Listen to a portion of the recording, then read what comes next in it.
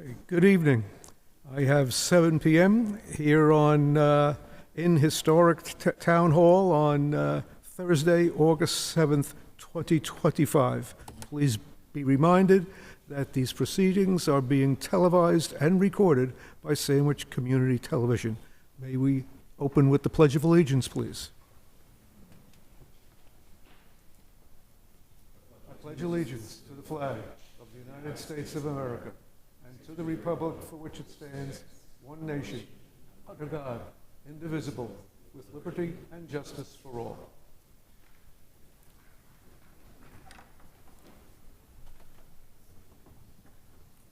Thank you. Is anyone here for public comment? Please state your, yes, please speak it to the microphone. We'll make sure that the green light is on, and state your name and address, and you'll be provided with 5 minutes. Just press it.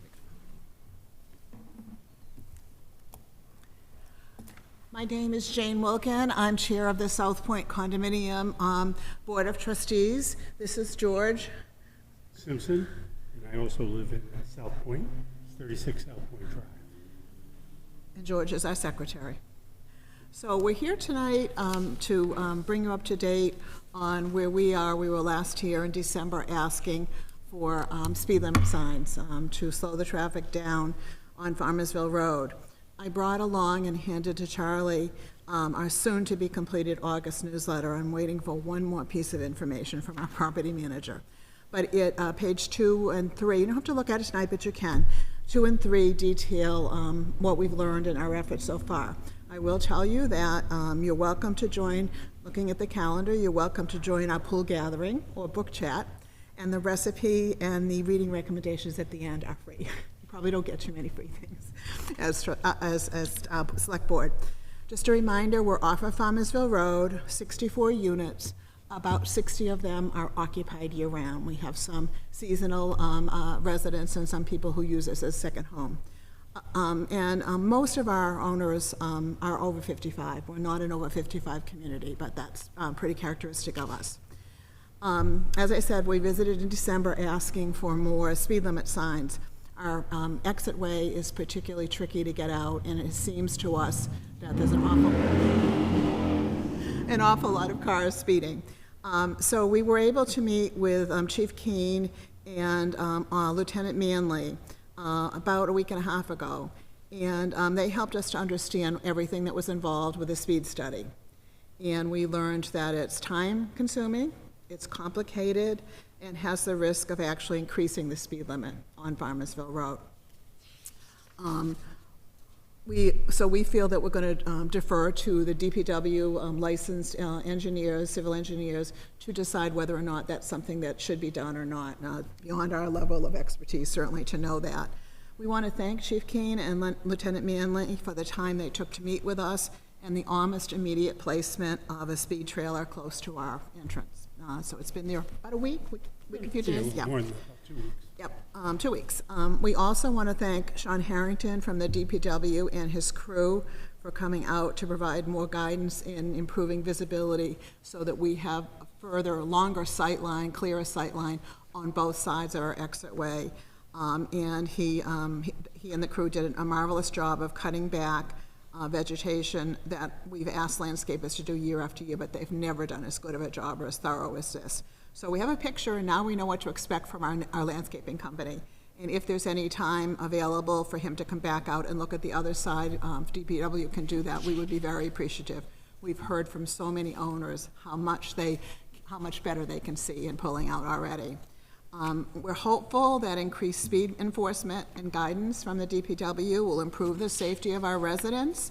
We've also reached out to Senator Fernandez's office to see if he's able to provide additional funding for the purchase of more speed feedback signs and poles. I communicated with one of his assistants, and I'll follow that up next week again with them. The newsletter shows the pictures of the speed trailer. It shows the trimming that DPW did, and then it also shows near the end, probably on page 4, the are highlighting the slow down sandwich effort and the things that we have already communicated and will continue to communicate to our owners to be as safe as possible when they pull out. So we want to make sure that you know how appreciative we are of the town departments and your time, and we're hopeful that things will get better as everybody gets used to slowing down a little bit. And that's really it. Yeah, so a good news story from our point of view. We appreciate it. Thank you, fine job. Like I said, you can check some of those book recommendations out.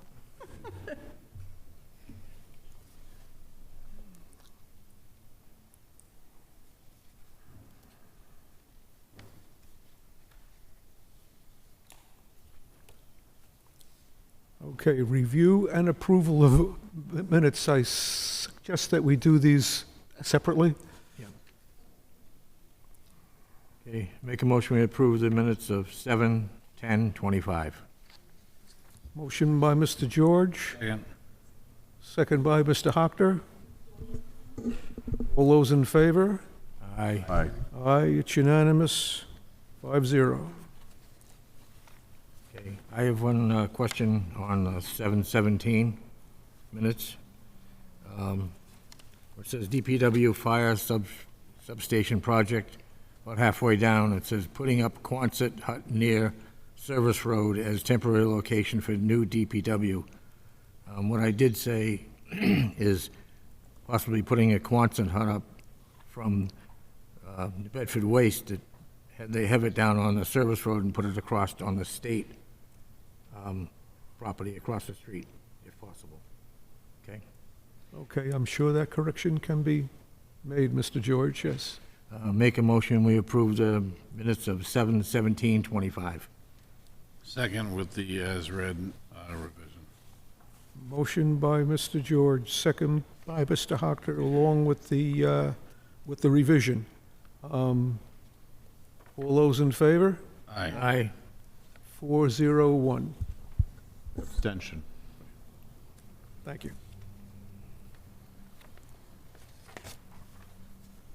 Okay, town manager report. Our next meeting is 2 weeks from tonight, August 21st. Right now, it's slated for 7 o'clock.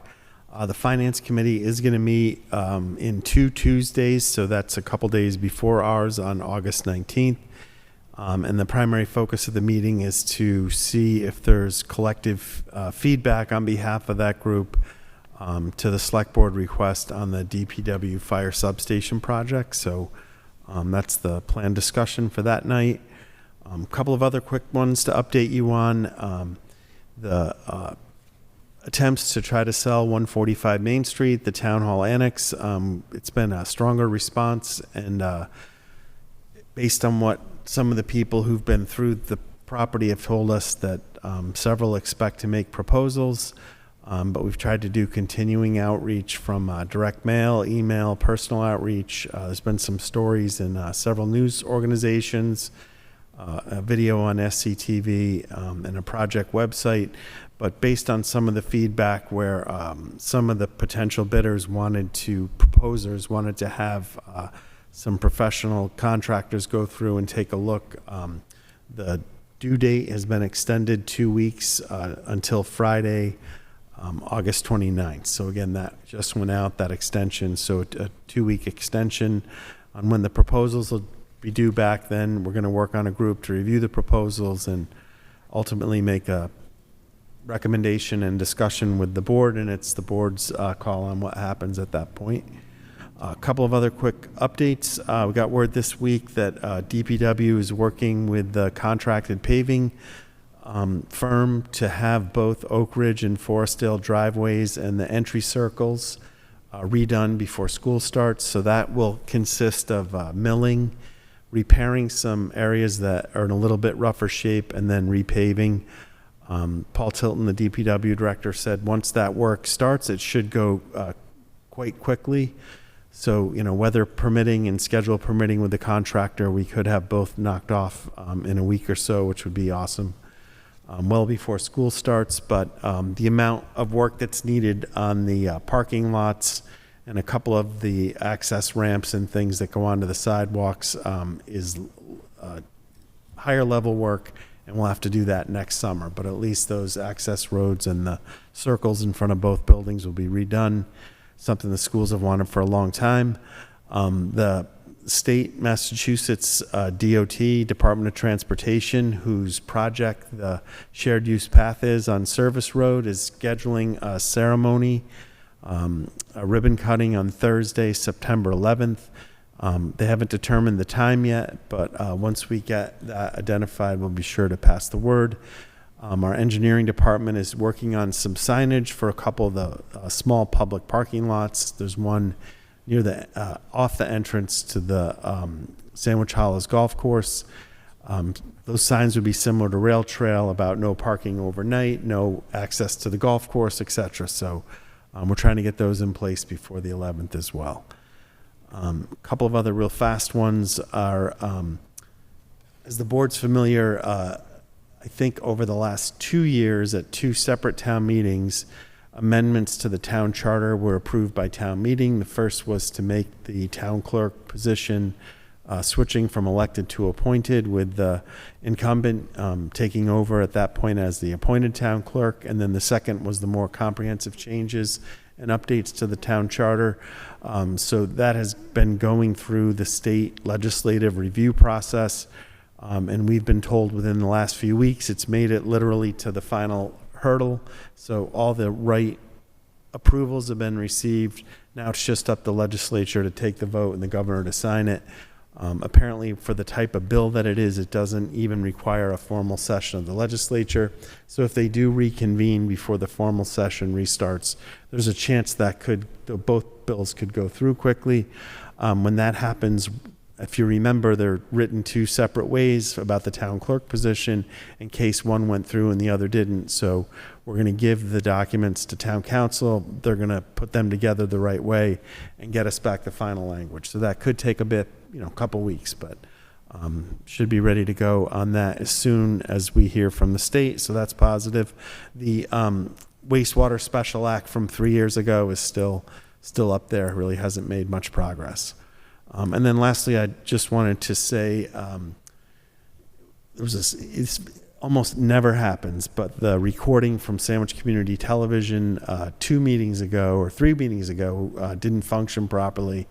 So we dug out an old backup just in case it happened again, an old recorder. Recently purchased a very inexpensive upgrade that we're trying. And if this is successful, we plan to have other boards and committees get the same thing just as an emergency backup. And it's fair to say, Sue's not here tonight.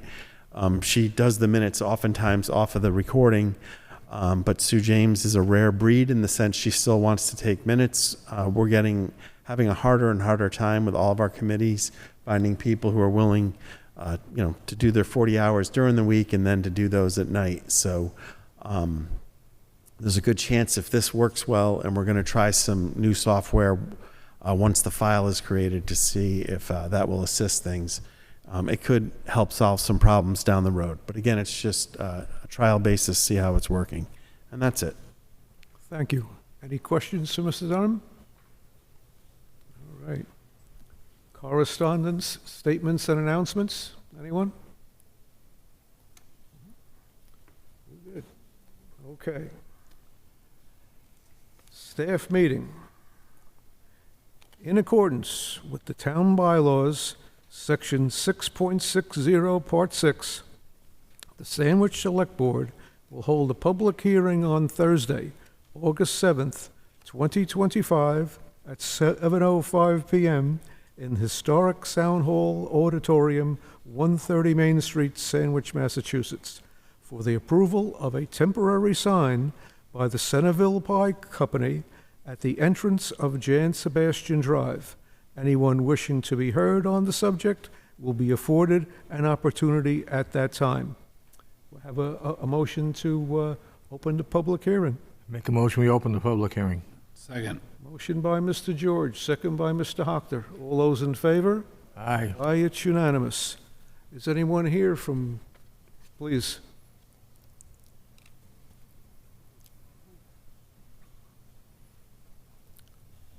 Just make sure the green light is still on and speak into the microphone, please. as I remind myself to do that.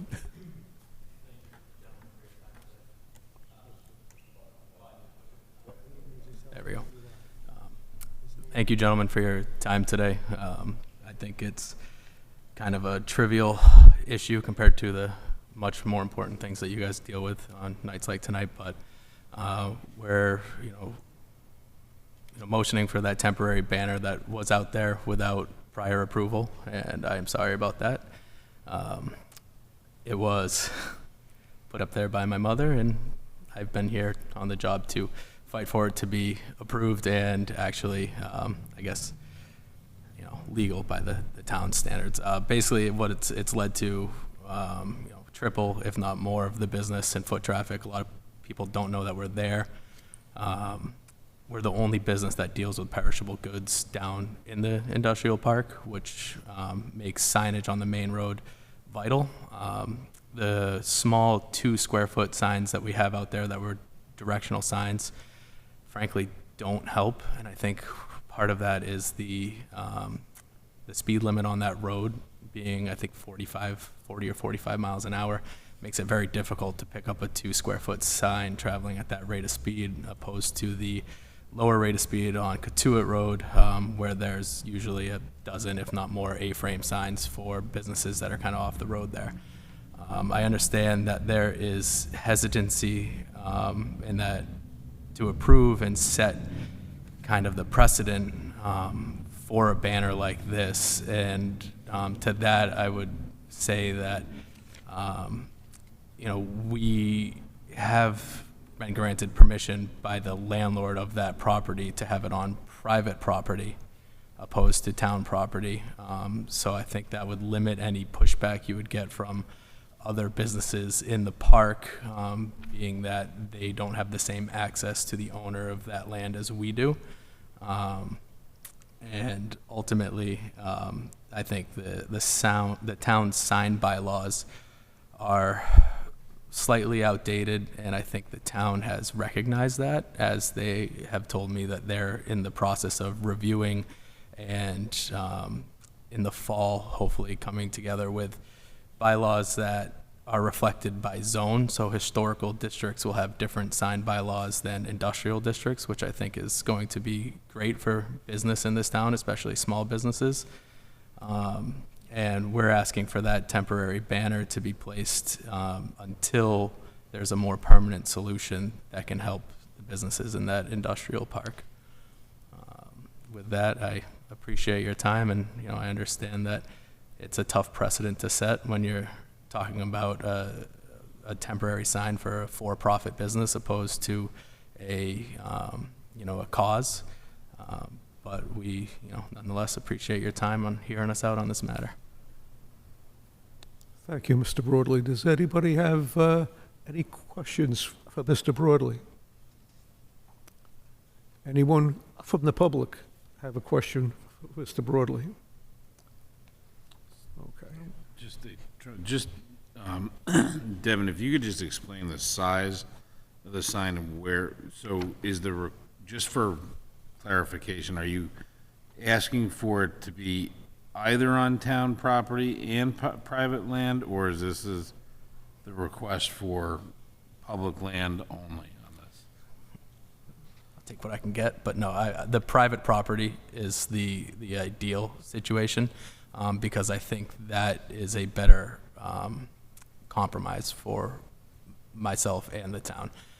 We initially had it up on town property, which puts the building inspector in a very tough position, whereas when we set it back beyond 10 feet on private property, I think we had a little bit more ground to stand on with it being there, having permission from the owner of that lot.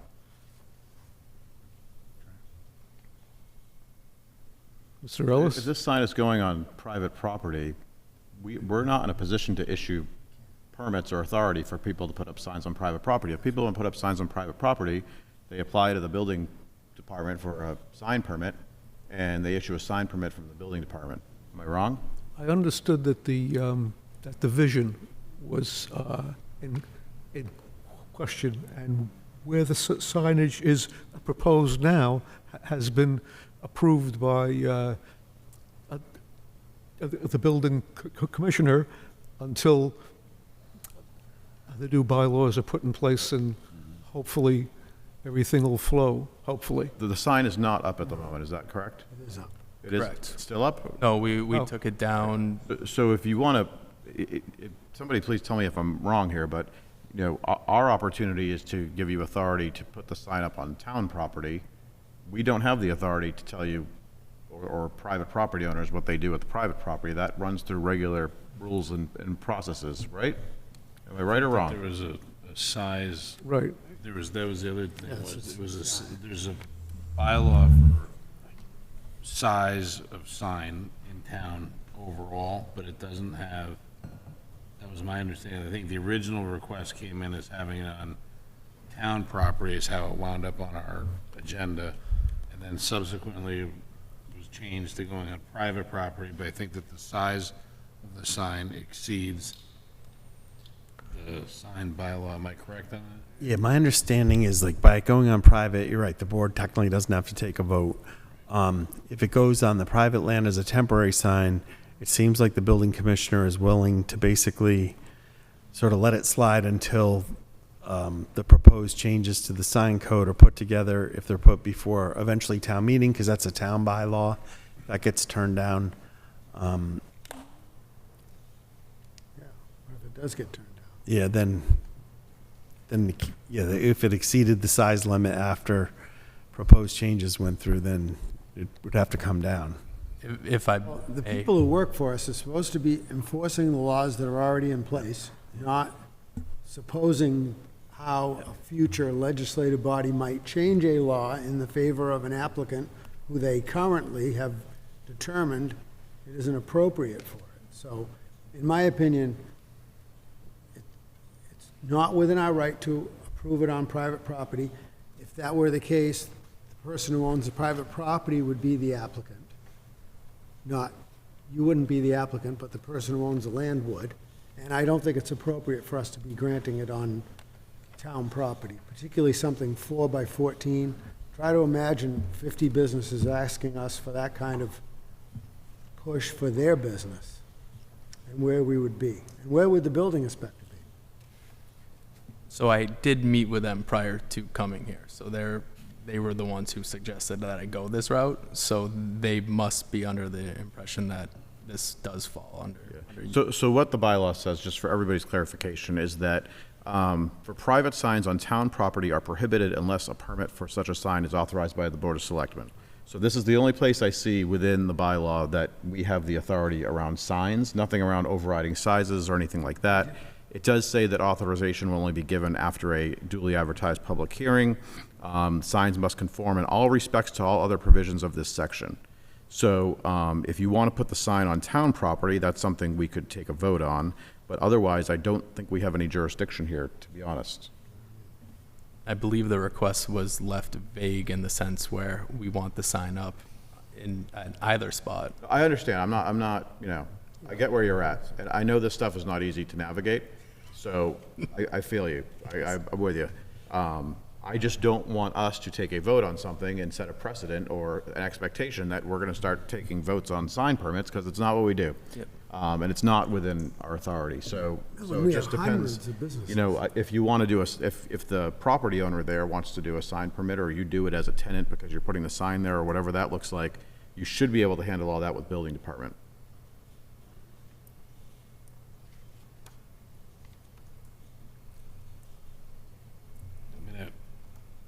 Yeah. This sign is, how big is this sign? 4 by 14. 4 by By 14, 14. which is the span of 2 trees. That was the best way to make it temporary, so it could be, tied up and brought down. I'll ask the question. Do we know what the proposed change to the, No, they just started working on it. It's, That was my There's no other action. question, is what's the big picture? Or the concept of the big picture?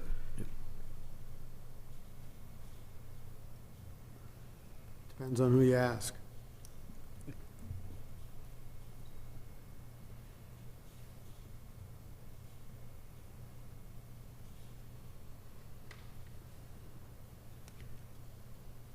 I do very much understand the position you guys are in with setting precedent. I think, there's nothing about us that, think that we're special compared to any other business on Jan Sebastian Drive. We just feel as if, being the only business with perishable goods that's relying on walk-ins, compared to, some of the other businesses that do rely on walk-ins but aren't dealing with losses for unsold product.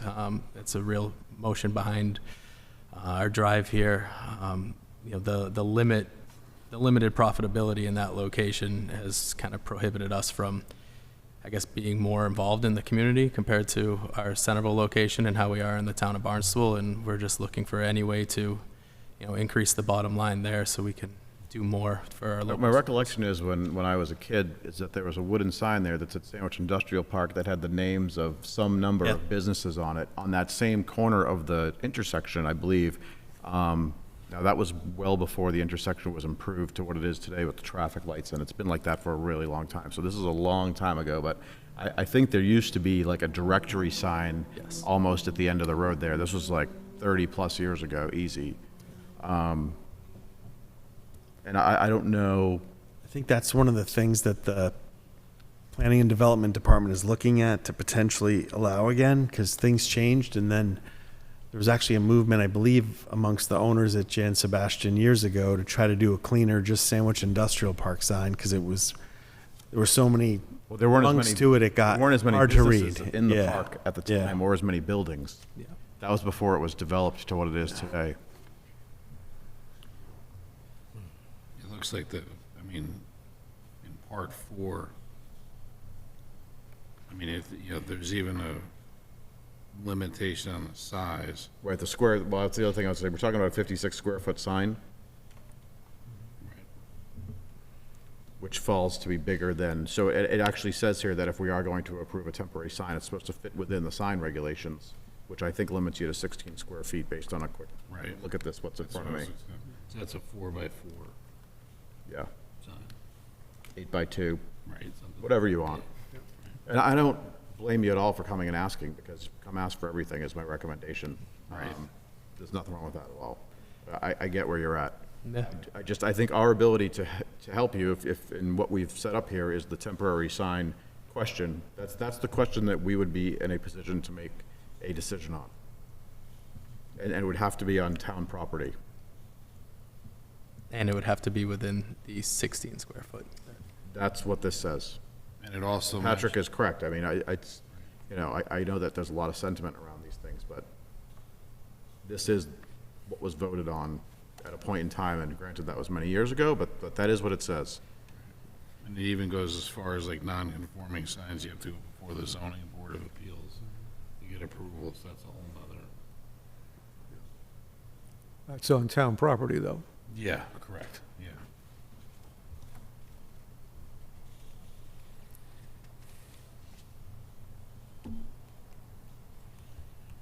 I can get more clarification from the building office if that helps.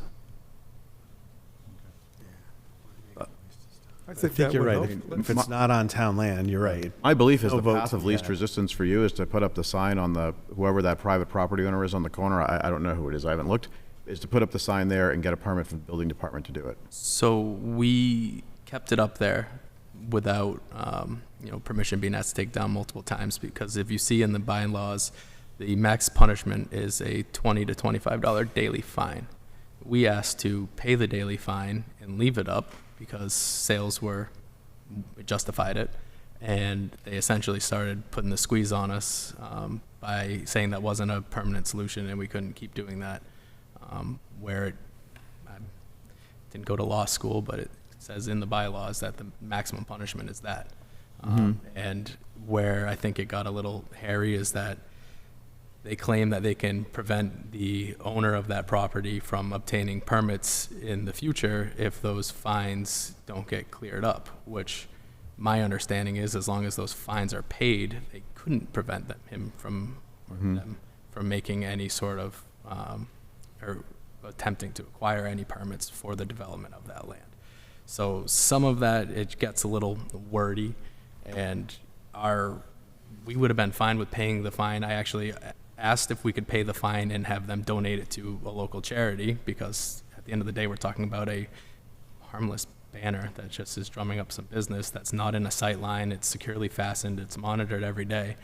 And they kept coming back with, no, it needs to be taken down, it needs to be taken down. And I tried fighting back with, the words of the bylaws that clearly say the max punishment is, I think it's $20 a day plus maybe five additional dollars for not having a permit, was my understanding. I believe you guys have the bylaws in front of you.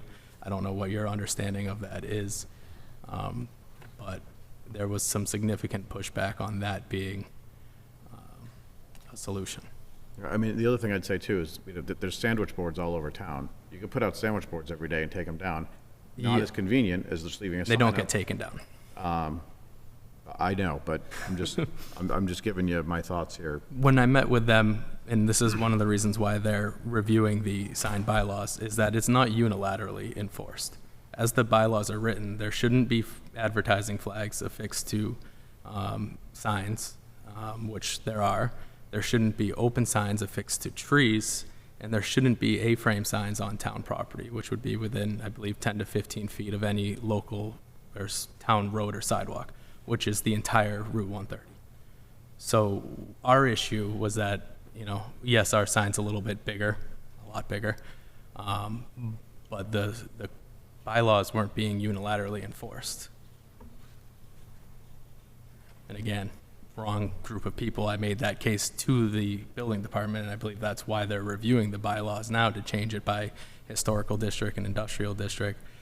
They suggested that this was the path of compromise to, find a temporary solution until a permanent solution was, came up. So, whether it's we, limit the, obviously you guys can say staying out of it and you're not putting a sign up, period.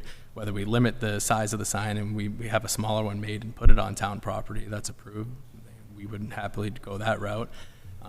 We're just looking to drum up business, by whatever means necessary. But these are people who work for us who are charged with upholding the law.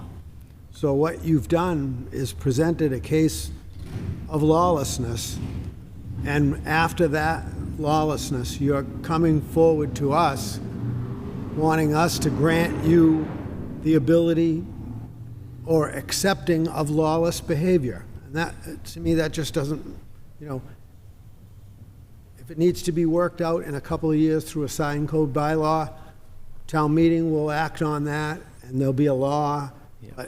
But to me, that's just an unacceptable it just puts the people working for us, in my opinion, in a very bad position of having to deal with this. So, because if once you knew it wasn't legal, then you're obligated to fulfill the requirements of the law and not have the sign there, in my opinion. Or option of paying the daily fine, that is the punishment, which is being expressed to us that that's not an option when it's written in the bylaws as an option. And, I understand. It's easy to say wait for a town change, but the bylaws haven't been amended in 30 years, and it's very easy to say when it's not, your family's money to just go ahead and wait. And it's like, wait while you're losing money isn't the solution. No, and what people will understand watching this at home is that one of the reasons why Sandwich properties are so much more valuable than other towns and why we are such a desirable community is because we've always had what at that time is a progressive sign code bylaw that doesn't just let people put signs wherever they want. It's I believe, one of the things that has made us better. Now, could it be crafted in a better way, and could there be improvements to it? We're almost constantly revising our laws. At town meeting, there are almost always zoning articles on every town meeting to make little things to make it work better.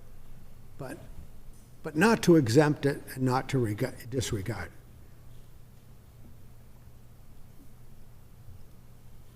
And I understand the circumstance you're in as a business. I mean, I don't see, no disrespect to the town of Sandwich. I actually just tried buying a home in Sandwich less than 2 months ago. I grew up on the Cape my whole life. I had to go over the bridge to Plymouth, not because I couldn't afford something on Cape, but I got much more for my dollar there. And, you know, this is a great area, there's no argument that, but I don't see businesses flocking to the area. I see them fleeing the area. And I think a lot of that has to do with outdated bylaws that make it hard for businesses to succeed like this. You know, where we understand, you know, we're in a big industrial park, there's hundreds of businesses there. There's only a handful of us that rely on foot traffic. Almost all of them are, you know, service industries and warehouses. So that's kind of the root of our ask of putting it out there. I understand the precedent doesn't want to be set, but it's my job to fight for whatever I can get for our company. So I would say this, right? If you go take a ride around town, personally, I hate temporary signs. All of them, generally speaking. Those include sandwich boards, flags attached to trees, the metal stake signs that are all over the place. They're in the islands of the town right now, about 100 different causes. I won't mention which ones. But personally, I think that a lot of these temporary signs that exist, they're actually a detractor for the cause. And even when, you know, you think about political signs, people get your political signs and they're like, just go out putting them all over the place. So that's a detractor. When you put up signs without permission, I hate all of them. But I do think that, you know, if we are evaluating a bigger picture on signs with a better plan, and there's real intent to get that done in the next 60 days, which is not a lot of time, if that's something that we think we can accomplish, I am willing to support a temporary sign within the 16 square foot regulation through December 31st of this year. And that is only because this bylaw revision is potentially on the table for a special town meeting this fall. Because we have to be very careful about not getting into a position of issuing these temporary sign permits all over the place, because it'll turn into a disaster. It won't work. But I hear your case, and I think there's reasonable public support for this. And again, because this is in process of developing what might be a change this fall, and then assuming that the residents of town meeting support that change, that potentially would solve your long-term problem. But I still think you have two options. One is this board could make a decision to do something around what I just suggested, or you find an opportunity to get a permitted sign on the private property there. And again, I would just get a sign that conforms to the sign bylaw and an appropriate permit through the owner of that property. I almost think that's the better of the two ways to go, is to get the permit from because you have to. 'cause Well, if the you're putting it commissioner was apparently asked to respond because the sign is at the entrance of Sebastian Drive. Sounds like public property to me. Right. Where the sign is today. Yeah, the sign currently is on public property, right? The sign is down. It's down. Well, It's down. It was on public property. It was. So It was on public property for 2 weeks and then on private property for upwards of a month. Okay. I just feel like having met with, you know, the building department, I met with Leanne, I just feel like if she had thought that was the route for us to take, she would have allowed us to go that route at that time instead of suggesting that I go this route. what do you guys sell? So What do you sell? everything? All right, so, frozen savory pies, frozen dinner pies, and then most importantly, perishable goods, baked pies, muffins, scones, breakfast sandwiches, things like that. We're only at probably 40% of our Coffee? coffee. Yes, coffee, breakfast. You have coffee, breakfast sandwiches, pastries. Yeah, and then we have the only USDA commercial kitchen on Cape Cod where we run a wholesale business out of. And I'd say we're only at 40% of the total things we could offer there because of the loss. We just don't have the foot traffic to really do everything. I don't know if any of you have been to our Centerville location. There's everything you could imagine there, and we can't begin to, you know, bring that same offering to where we are. And we understand that our retail location is not an ideal retail location. It was simply, that was the best industrial space for a commercial kitchen. It was the old Cape Cod Ice. Most of it has insulated panels, and we have to keep our food operating rooms at 60 degrees. So that location was a perfect fit for us. And then the retail store kind of came after. So we were more or less putting a square peg in a round hole and trying to make it work for the sake of being all under one roof. And the one thing I would say is for all the people with the illegal temporary signs, he's here trying to do the right thing, however he can get it done. So Also, I would be willing to support the temporary sign that fits within the 16 square foot. Yeah, because it's within conformity of the Until bylaw. December That's what's good 31st. about it. It's completely within the bylaw. Yeah. It might be the first time we do it for a private party, but given, again, the current review of the bylaw, I would be willing to support it. Okay. Okay, I have that. Motion to close the public hearing. Make a motion, we close the public hearing. Second. Motion by Mr. George, second by Mr. Hockner. All those in favor? Aye. Aye. Aye. Okay. So I will make a motion that the board authorizes the Centerville Pie Company to erect a temporary sign on one corner of the intersection of Jan Sebastian Drive and Route 130 that conforms to the 16 square foot sign limit as a temporary sign in alignment with town bylaw 6.6, section part 6, and that we authorize that temporary sign permit through December 31st, 2025. Second. I just have a question, just for clarification, and that's on town property or? That's on town property, within the town right-of-way. And it doesn't impede the vision, Right, scope of the vision at the intersection. right. That's what the commissioner is commenting on as well.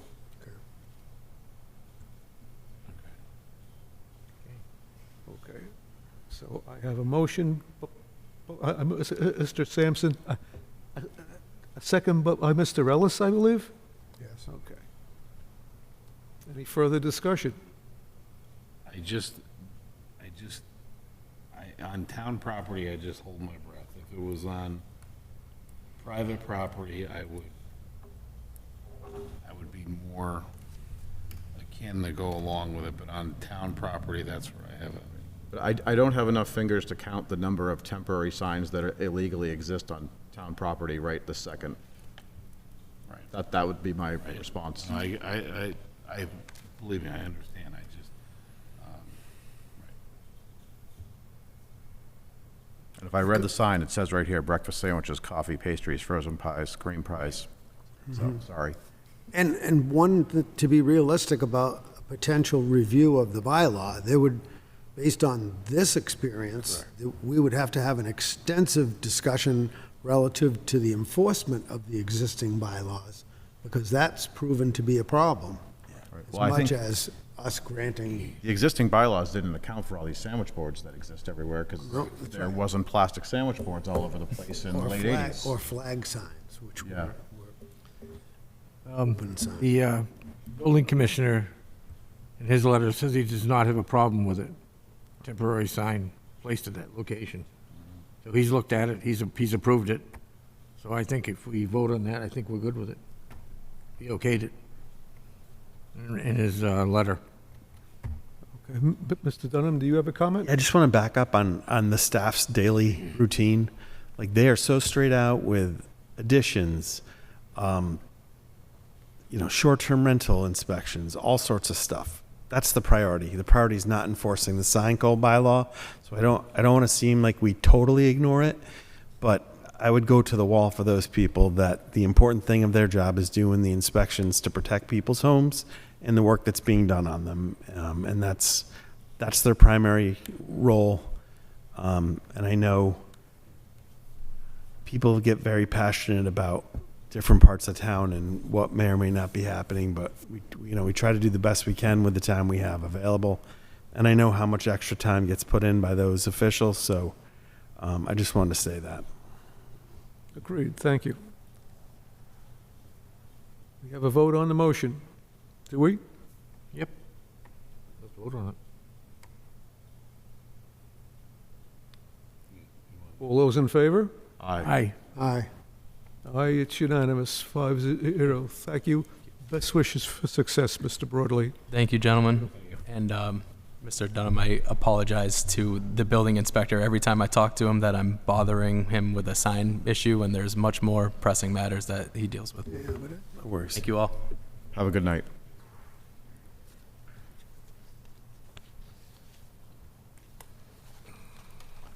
Okay. Liquor license, change of manager for Amare Bar and Ristorante, 674 Route 6A. Stephen C. Hickson, proposed manager.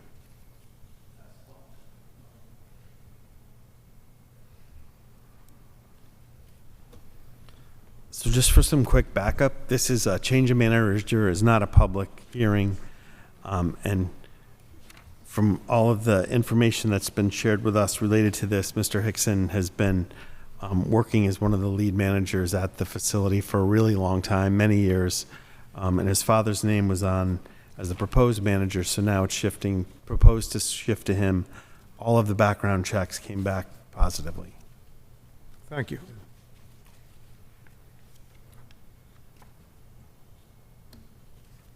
Any other thoughts? I would just say one thing. So I do have this thing where I like the existing license holder to show up for changes of manager. But that aside, just doing some quick research, you operate as Amaria Inc. Amaria Inc. is the entity that owns, right? The corporate filing registration with Commonwealth of Massachusetts for Amaria Inc. is expired. And the Commonwealth has dissolved the corporation as of December 31st, according to the public database.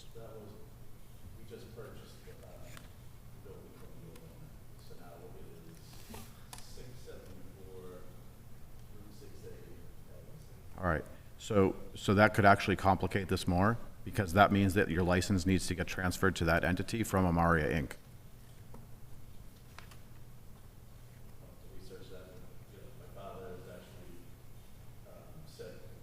Yeah, no, and I assumed that, there's probably an age equation here and whatever else, but if you are changing the entity to what, so is it 674 Route 6A? And they're going to be operating the business, or they are operating the business? So Amaria Inc. holds this license.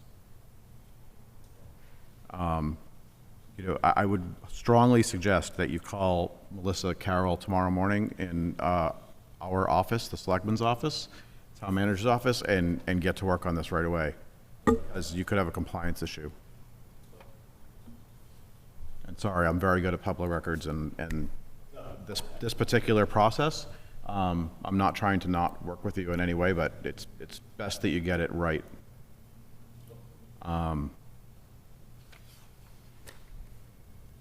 So when did you just your father's owned the business and been operating it as Amaria? Yep. Okay.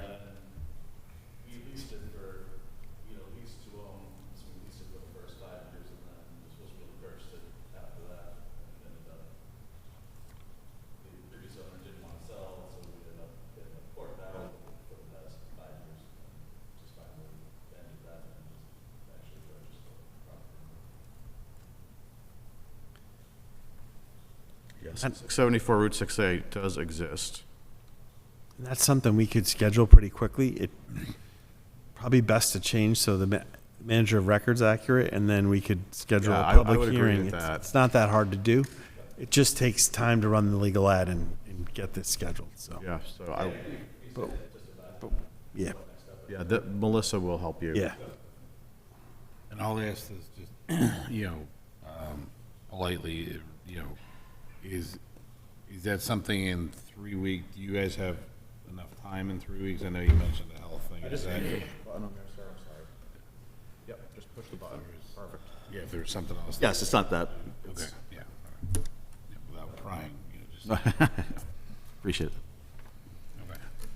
okay, Okay, so we're suspending this one? thanks. I think we have to agree, just. I would go ahead and change the manager. This is what I'm just saying, because we've had many businesses, when they change hands, it takes so long at the ABCC to just because we approve it, sometimes it takes months to get back from them. When did So I'd approve the change of manager then. June of last year? So have you been operating 674 Route 6A since then? I'd have to talk to my father about that, because he's actually the one that changed it all, and that's through Cape Cod 5, the mortgage is through Cape Cod 5 now, so I have to get more information. I mean, I don't have an issue voting on the change of manager, but you need to get on top of this right away. No, no. This is a potential real problem for you. Okay. So because the liquor license is under Amaria Inc. right now, not 674, so, okay, I got it. And I don't know what checks happen, like, for the annual license renewals. Because it said this was, well, I guess this was dissolved on December 31st, so if these got reissued in December, it still would have been valid. But we should be able to schedule a transfer hearing pretty easily and quickly. Yep. Okay. Yeah. I would move to approve the change of manager as requested. Second. Motion by Mr. Sampson, second by Mr. Hockner. All those in favor of the managerial change? Aye. Aye. Aye. Thank you. Thank you very much. All right, so that is okay, and now you just take, I'll talk to Melissa tomorrow about change that. Yeah, I would get right on top of this. I will, personally. Thank you very much. Thank you. Best wishes. Now, if I can skip down, please, to, unless anybody has any objections, to an item, a new business, the recommended appointment to Barnstable County Human Rights Advisory Commission, Gretchen Mulroy.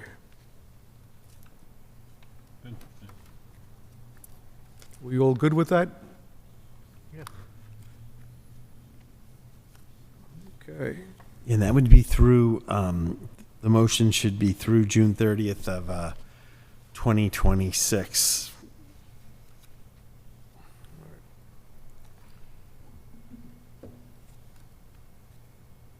And we have Ms. Mulroy's information. She seems very knowledgeable and an appropriate selection. Anybody else have any thoughts?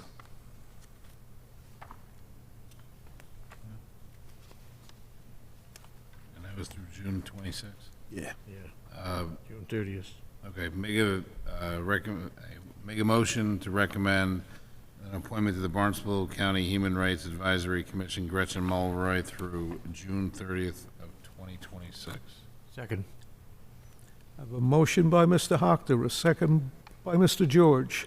All those in favor? Aye. Aye, it's unanimous.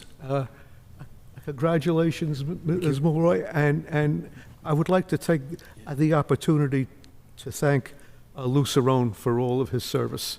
Yes. Thank you very much. Okay. So now we'll go back to old business, DPW and fire substation project update. I'll just start out first by saying, similar to what I mentioned in the manager report, that the Finance Committee is focusing on this topic at their August 19th meeting at 6 o'clock in this room, and it's just to see if they have any group feedback they want to provide the Select Board.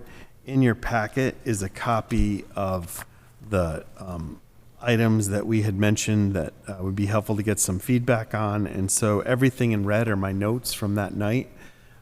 Tried to type them up, ran them by Heather and Bill, who were also at the meeting, and we also tried to answer a couple of the questions that came up. So I think this will be in their packet for that meeting, and I'm sure they'll have other thoughts as well. So just wanted to share that, and I think on the project itself, Heather had some updates.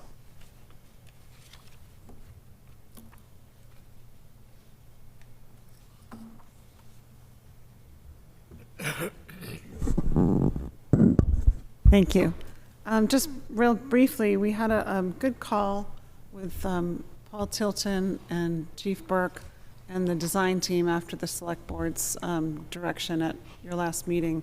And we talked with Weston and Sampson, KBA, and Pomeroy, the team, about moving forward with some meetings with users, Paul and JJ, to take a look at the programs as they're recommended, what reductions in program could be made without, completely altering the intended purpose of the use, as well as taking a look at any other issues that we might be able to identify to reduce cost. So they'll be scheduling those meetings shortly and provide us a report. They'll also take a look at the question of splitting the project, whether the Public Works project moves first and the Fire Department project moves second. That would just give you an idea of what either project might look like independently for discussion. And we know that question came up several times, but that will give you the information, particularly on the site work costs and what carries forward from Public Works into the fire project. I think the most valuable part of the discussion that we had, honestly, was about how to really gain helpful feedback from everyone, the select board, the finance committee, the community at large. And they were really strongly advising, and this came directly from the design team, and we really respect the experience that they have doing this work across the Commonwealth. And they thought that we should look at, consider having some focus group meetings. So when we have the additional information together, maybe find a day or a long afternoon and put some small groups together, mixed groups without quorums, of course, and really give the appointed and elected officials an opportunity to really dig into the questions that they have, be able to interact with the design team and with Paul and JJ and get answers to the questions, and then allow the feedback from those focus groups to come back to the select board. So that was their recommendation. That wasn't something that we came up with, but they really felt strongly that we weren't getting the type of feedback that really would help them in the design process to scale things back. So that I thought was very thoughtful. It's based on their many, many years of experience across the board, and seemed like something we could take a look at as we have more information. Okay. Facilitate some value engineering perspectives? In the focus groups, and I just want to be careful when we use the term value engineering, because that is a very specific connotation in the design process, and there was a lot of discussion about that. What we're talking about right now is program reduction. Value engineering happens in the design process where you're making choices about finishes and methods that may change the way the building's built, or the finish level, or some of the equipment. But it doesn't have to do with the program necessarily. I don't know why I'm getting into this, but it's been bothering me. And so there are discussion points at some point about, what type of roofing material and siding. We don't know any of that yet. We are at just over conceptual design with this project, so none of that decision-making has happened. There are allowances in the cost estimate that we have. Those discussions will happen if we move into design. What we'll be looking at now is really program and not value engineering. Okay. Sorry for the speech. I apologize. All good. Yeah, anybody else? What is our kind of general timeline here that we're looking at or anticipating? I mean, do we have are we trying to run to a fall special town meeting with this? That's my question. That's my real question. It's going to take several weeks to get that feedback back from the design team. So I think that will really drive what is scheduled. Is that the goal? That's my question, though. Is that the goal? Is that what people are trying to accomplish? And if we don't know, that's fine. I just try to find out. Yeah, I don't see how I think that it was the intent was to try to meet a fiscal year so that we were, moving forward with design in 2025 and 2026 so that your cost escalation doesn't roll over into another year. But given the community dialogue, which is completely appropriate, it doesn't look like that's a reasonable expectation. Okay. So the answer is no. Sorry. Yeah. No, it is no. Yeah. Well, no, that's I agree, right? And that's actually, I'm almost asking the question more of those sitting beside me than you folks, especially since I wasn't here at the last meeting. But I just am trying to maintain expectations here for myself and others. Well, I would still like to see that happen, but we have to get these groups together and move the ball forward. Mm-hmm. I got something. Well, I haven't changed my mind about not going forward with it at this point, and if you saw the Enterprise on Friday, there was a large letter in there, and the heading was "Dead on Arrival." So the feeling I think out there is still, it's not gonna fly. So maybe we should take and go forward with the DPW building. We can save considerable amount of money. I did some rough figures. If you go ahead with the DPW building and build that building right where it is now, it's almost 10 million. The fuel island is another million. The salt shed is another million. You got 2 of them there, you can rebuild those. And the fire department building you take out of there, it's $22 million off of the 58. I can't see, for God's sake, how the townspeople are gonna take and approve $58 million. So if we split it, go ahead, let's get the DPW done. And then we can look at the fire station building after. I've talked to the fire chief, he has some ideas about the building now, Station 1 down there, what could be done temporary to it. And that would give us some more time to try to find a suitable site, maybe for the new fire station. But if we're gonna go $58 million, and I hate to say it, like I've said it before, they're not gonna vote for it, we're gonna waste our time, and we're gonna be right back to square one. So I think the smartest thing to do is split it. Let's go forward with the DPW, get that going. And I think the townspeople may go for it, but not $58 million. So that's my feeling on it, and it's up to the rest of the board, whatever. Let's not waste any more time. The price goes up as we do. Thank you for your opinion. Yep. Splitting the project is not going to save money. Mr. Ellis? Well, I don't think it makes any difference whether you,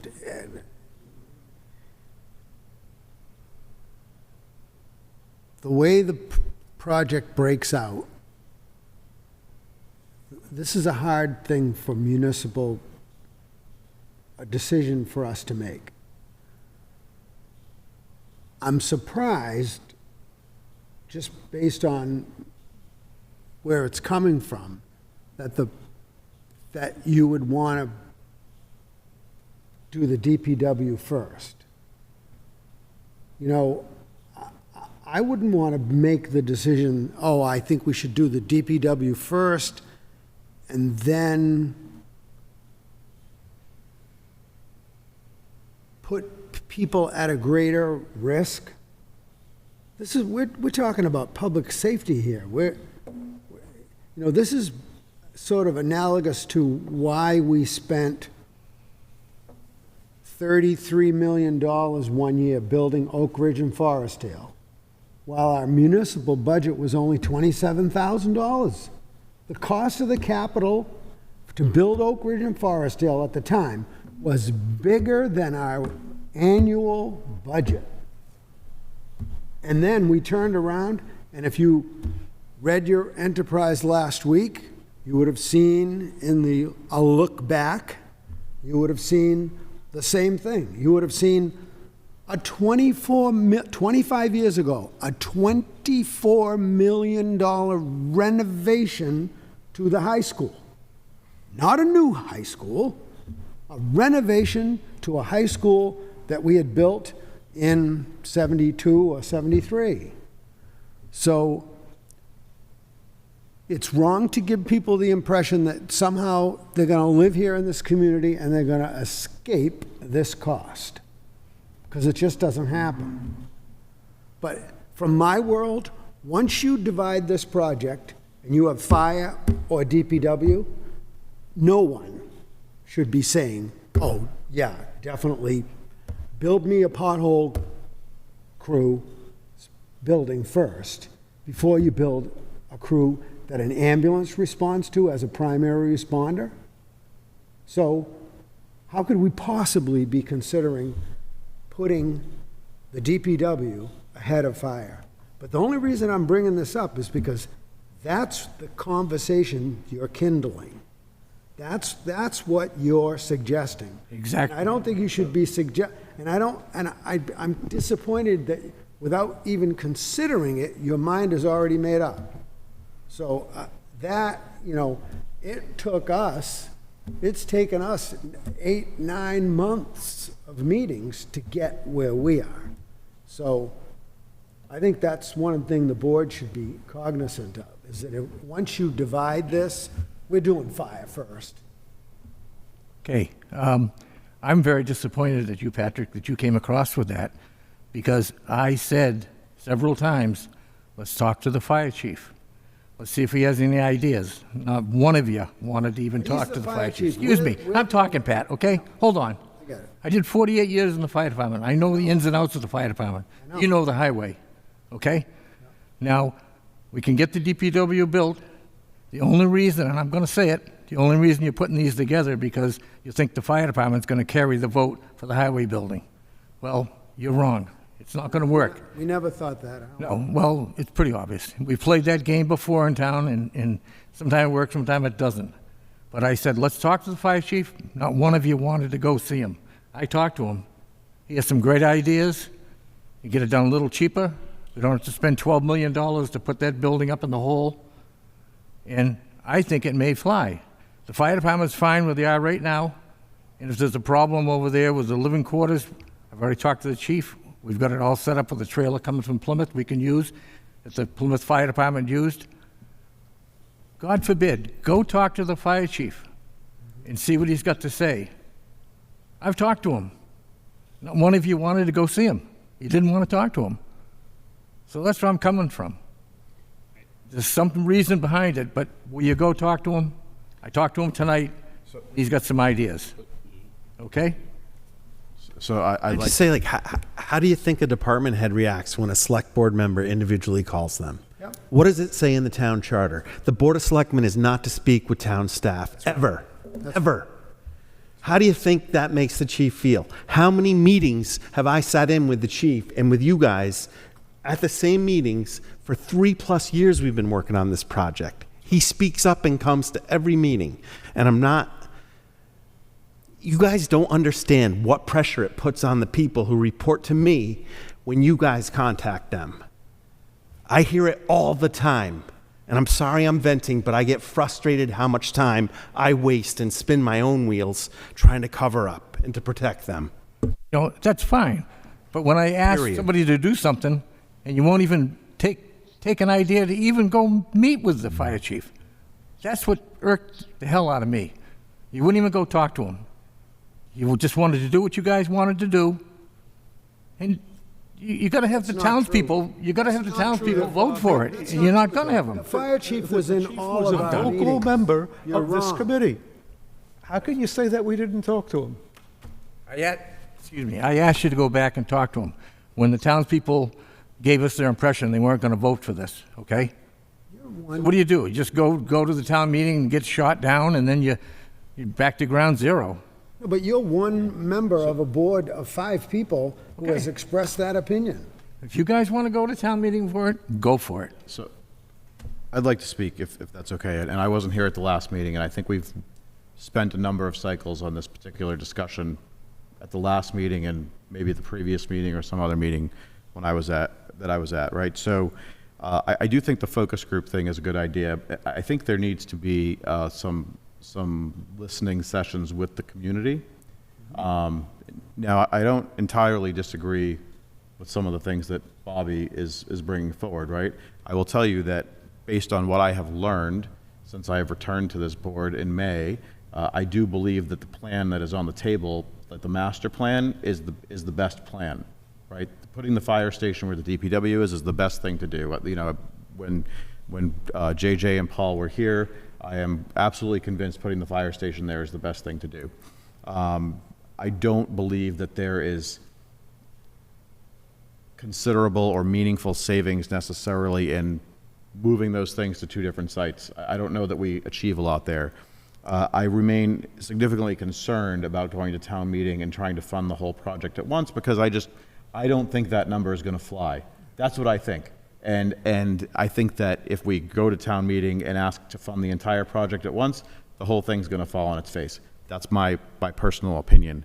But I do think that hearing from the public about their thoughts, like we've gone to the Finance Committee, Heather's talking about these other focus group sessions, but, you know, at some point, we're going to have to ask the community to come in so we can hear from them directly, right? We all have our different conversations with different people. I hear what Patrick's talking about from the safety perspective. The reality is that, you know, we're running the ambulance service and the fire department out of Station 1 today, which is continuing on, right?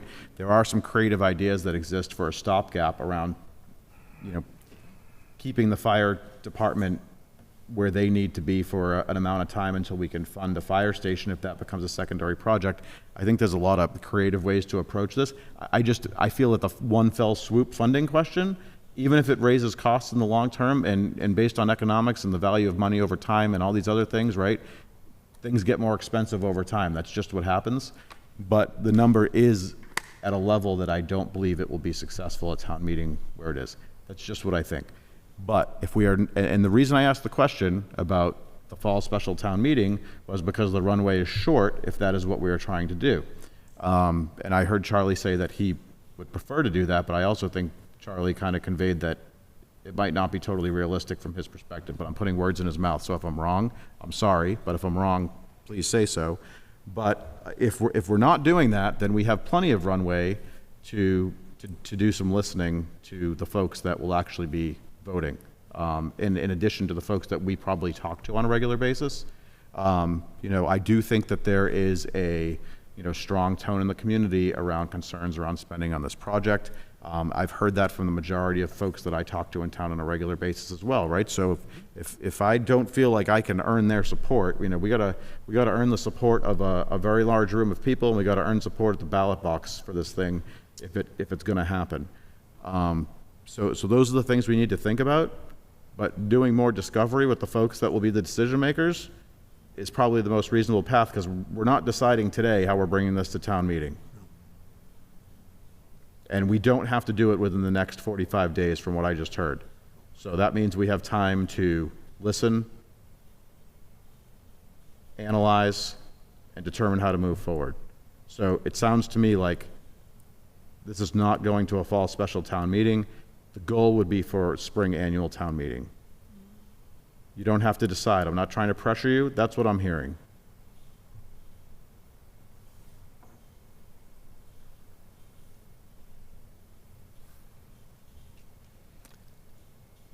What I would prefer, and what the reality could well be, could be two different things.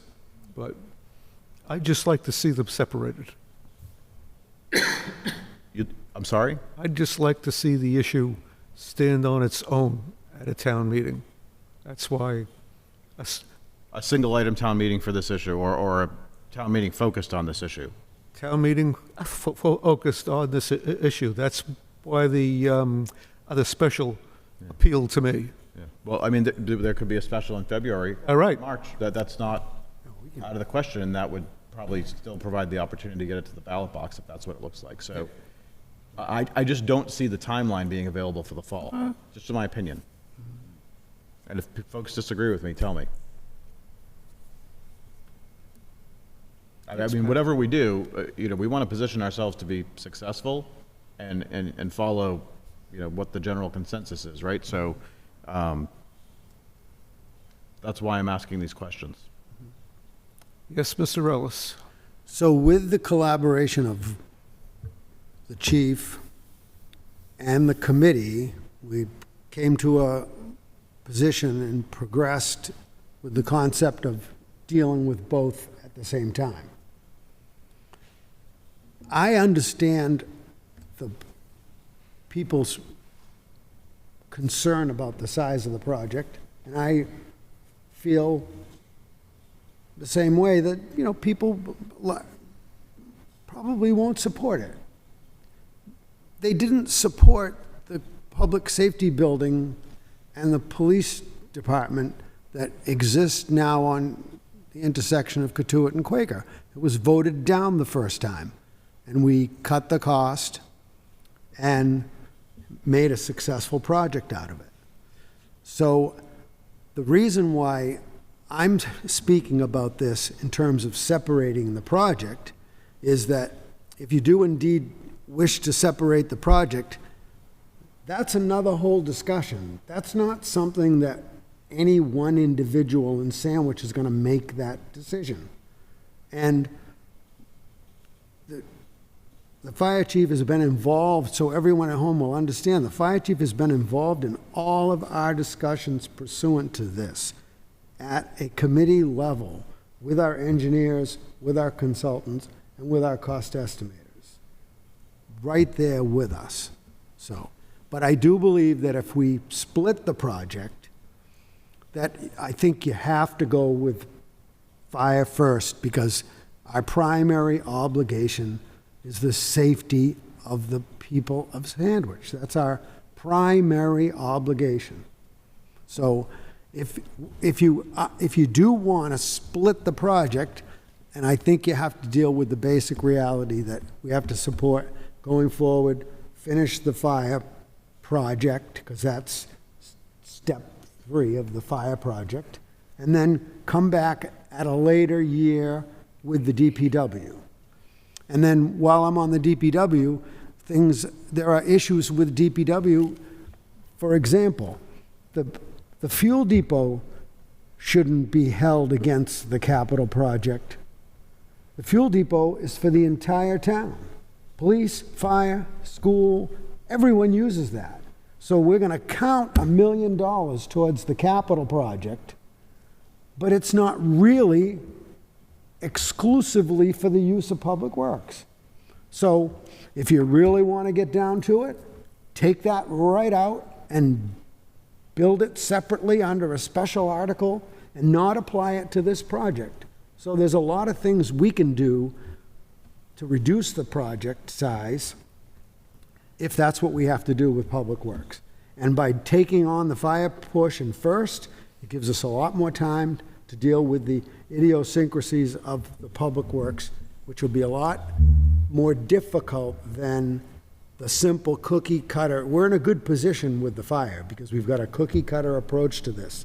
And the chief knows that we can put this up and how it will work and how it will function. So I think there's a lot more discussion to be held. I think that we could hear from a more formal part of the committee by holding an evening or two of open house to talk about these projects, so people, when they do elicit their opinions about this, they know a lot more about it than just the sticker shock. You know, and the other thing is, and this is not a, toot our own horn, kind of speech, but, the last, really 3 projects that we've completed have been, my estimation, having used them firsthand, we've been very successful.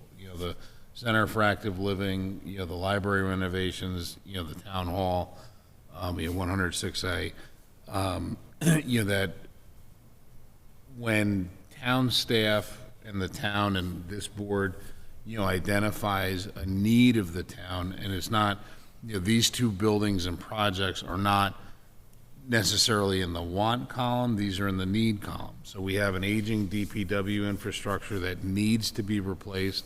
We have a fire station on 6A that's in the floodplain, that has flooded, that needs to be replaced, that does not meet the current requirements of, what it is. And in my estimation and in my thought and my opinion is that, there's been a tremendous amount of effort, through not only town staff, who I trust and I believe, when they come forward with, these items, as well as the outside engineers that have spent considerable time in putting forth what would be another successful project. When we look at delaying these projects, and sometimes when you split them, is it winds up, it's twice the price and half as nice. A lot of these, things when they do them together on a joint site like this, there's overlapping costs that if you took those and separated them into two separate areas, there's, separate project management, there's separate excavation charges, there's a lot of things that you have to do twice, that raise the price. And the other thing is that as time marches on, as everybody knows, I mean, just going to the grocery store, that, what we're paying today and as little as 5 years ago, has increased significantly. So, I would like to think that there's a little bit of, I understand the distaste and the cost that's associated with it.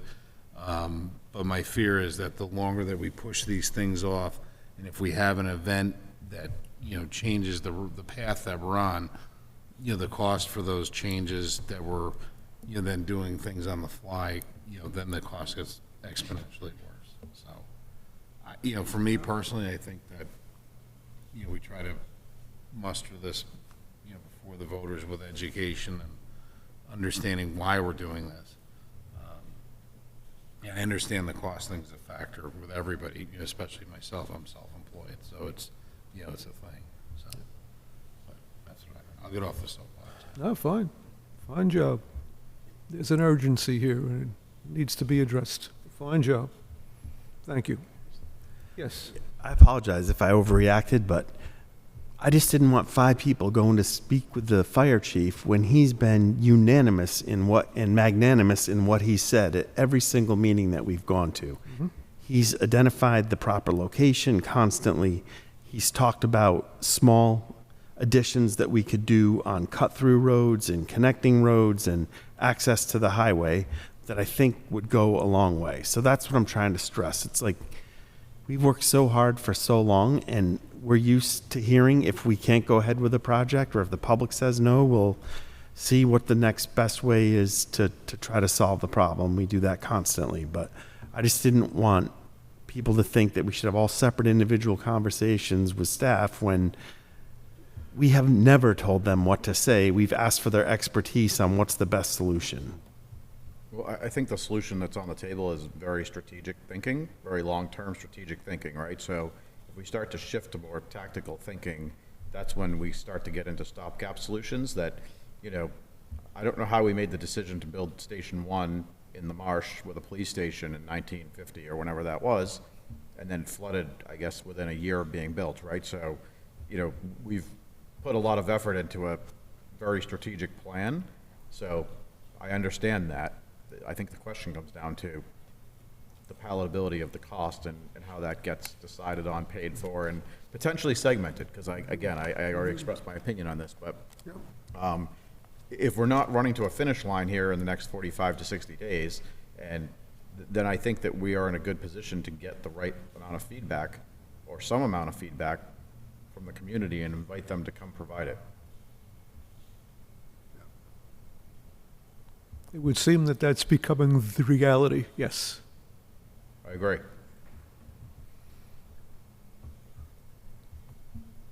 Like you said, we can always have a special, Right. Up to, 60 days before. Yeah, I think. Yeah, you can pretty much, you can call a special within 30 days on a one-issue warrant, and that can move quickly. And then I think there is a requirement that the debt exclusion vote is held within a certain number of days, but I don't want to say the wrong thing. I think it's roughly 3 months on either side. You can even do a debt exclusion vote before you do a special town meeting. But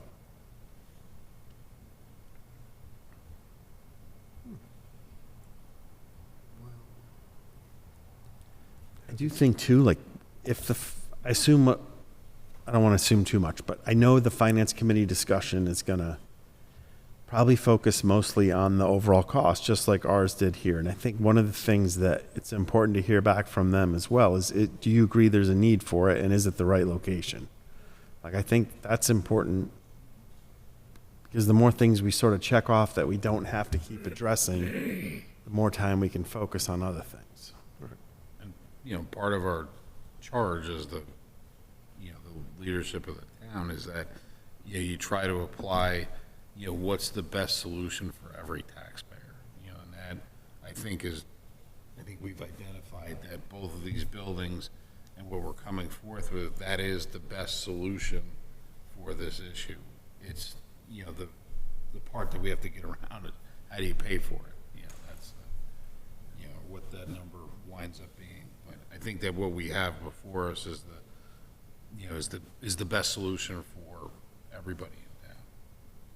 So that's what we've arrived at, is that's between location and needs and whatever, I think. Okay. Move on to Town Hall Restoration Project update. Just a quick update. If you look in your packet, it's the invitation to bid for the additional restoration of this building.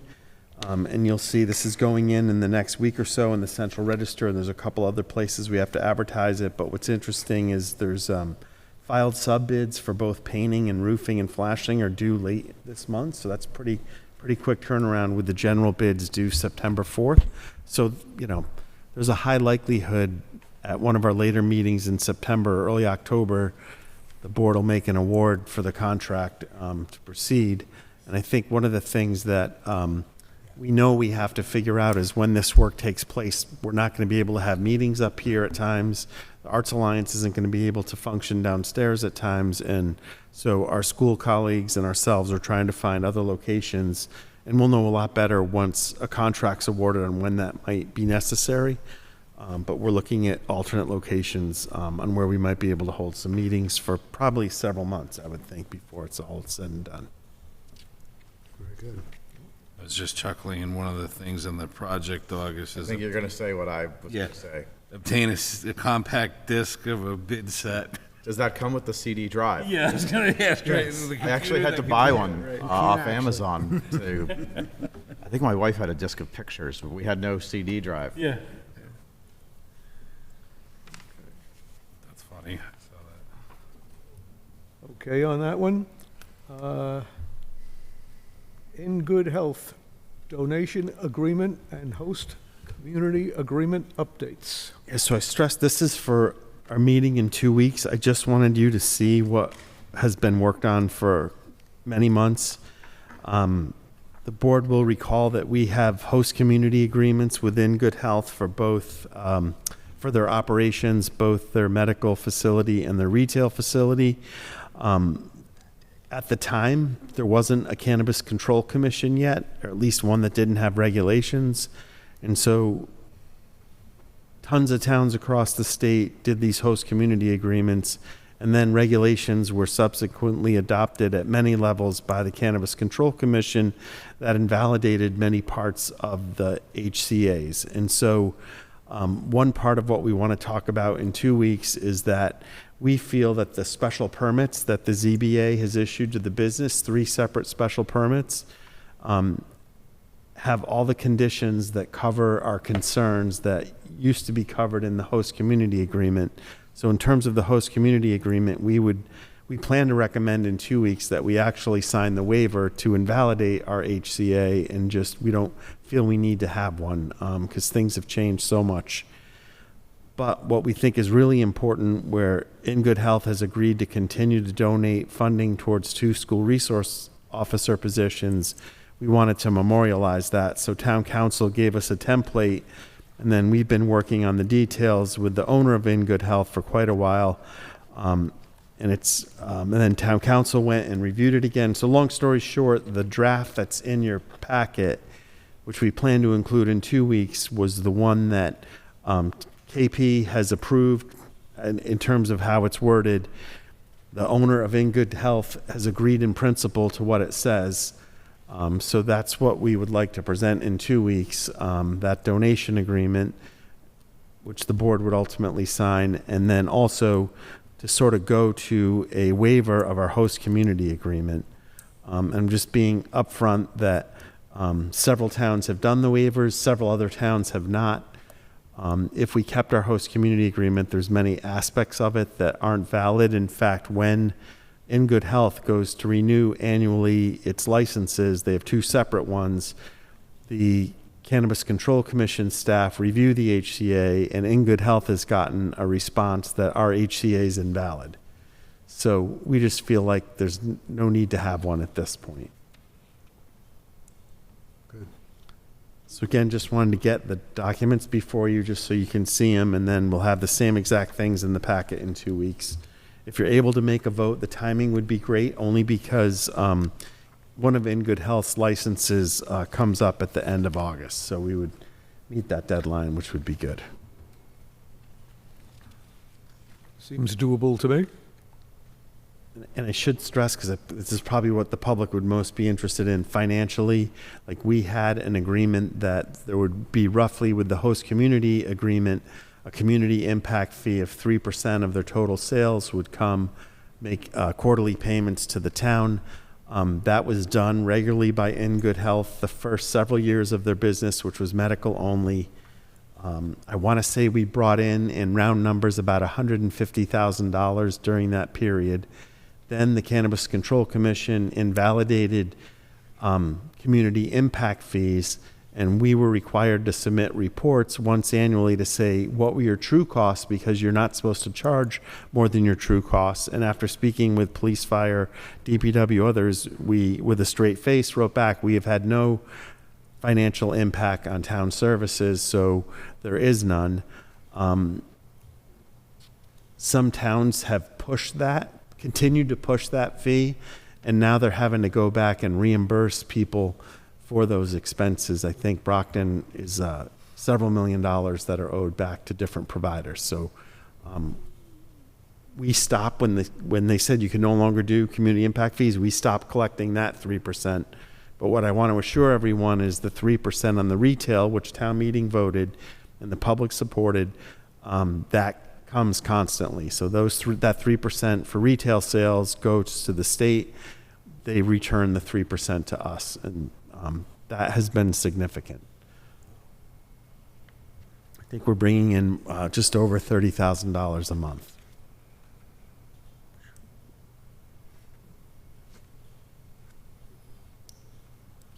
Anybody else? Any questions? Comments, answers? Okay. Other matters not reasonably anticipated by the chair. I have none under old business. New business. Approval of fourth quarter fiscal 2025 donations. We were provided with a list in our packets.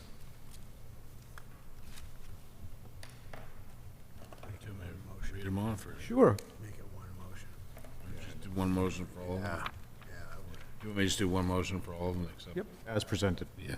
I'll make a motion that we accept the donations on the approved list, in the total of $13,754.62. Second. Motion. Well, Mr. Hockner, I'm sorry, it's second, Mr. Ellis, thank you. All those in favor? Aye. Aye, it's unanimous. Okay. Suicide Prevention Awareness Month Proclamation.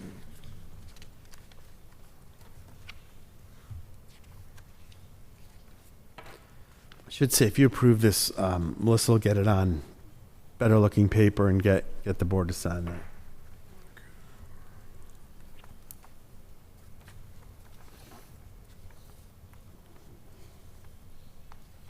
Okay. I read it, I like it. Also, it should be noted that there's a class, if you will, at the CCC, at Four Cs on the 7th of September that anybody who's interested can register for. The topic is a very important crisis in the moral lives that we lead. So, do we have a motion to endorse? Yeah, go right ahead. Make a motion, be it resolved that we, the Town of Sandwich Select Board, do hereby proclaim the month of September 2025 National Suicide Prevention Awareness Month in the town of Sandwich. Second. Motion by Mr. George, second by Mr. Hockter. All those in favor? Aye. Aye, it's unanimous. Other matters not reasonably anticipated by the chair. I have none. Anybody here for public comment? Okay. Closing remarks? If you don't mind, the world situation just keeps getting more complicated, and it needs our prayers.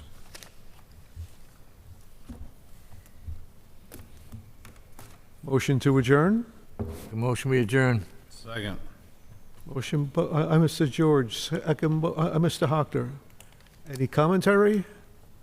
All those in favor? Aye, it's unanimous. Our next meeting is here in Historic Town Hall on August 21st at 7 PM. Have good evenings, everyone.